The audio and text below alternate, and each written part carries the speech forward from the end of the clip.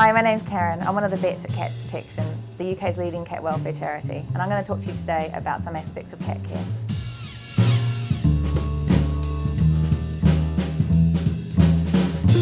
Hi, I'm going to talk to you today about how to introduce two cats to each other. It's really important to remember that cats are actually solitary creatures and they tend to like quite a lot of time alone. Some cats will get on with each other and be what's called a social group with each other, but you can't expect that of every cat. It's important to remember this, that cats are solitary, and it comes from their background through evolution, from the African wildcat. They tend to like living alone, so don't ever feel bad thinking that your cat needs to have a friend, because many cats actually do better living in single cat households.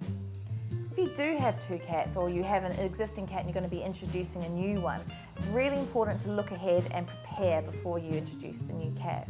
It's a good idea to create a safe room with everything that your new cat's going to need in it, nice and self-contained, where the other cat can't get to it.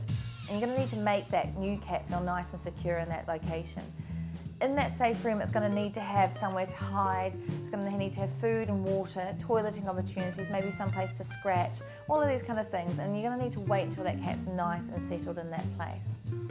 The best way to introduce the two cats to each other is actually by using their smell first, not face to face. Cats communicate through scent all the time, so it's a good idea to swap scents between cats. So take a blanket or a piece of clothing that each cat is using and swap them over to each other. Let them get used to each other's smell before they come face to face.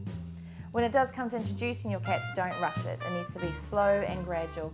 You need to make sure that they obviously don't come to blows and hurt each other, but equally, cats coming into contact with one another can be very stressful for them. They may not show this obviously outwardly, but it can cause lots of problems inside. So when you're introducing two cats to each other, the ideal would be that they become best of friends and what's called a social group. This isn't always going to be the case. You can do some things to improve that though, by swapping their scents from one another and giving them time and not pushing them to become best friends. But the ways you can know if your cats are in what's called a social group with each other are if they smooch each other or rub their faces on each other. This is called allo rubbing, and it means they're swapping their scent from one to another, making each other smell like them together rather than like individuals. The kind of cats that are more likely to be in a social group are ones that have grown up with each other, ones that have gotten used to each other's smells through their socialisation period, the period up until around about 12 weeks of age. So this is going to be more likely to be, say, sibling cats or cats in the same family.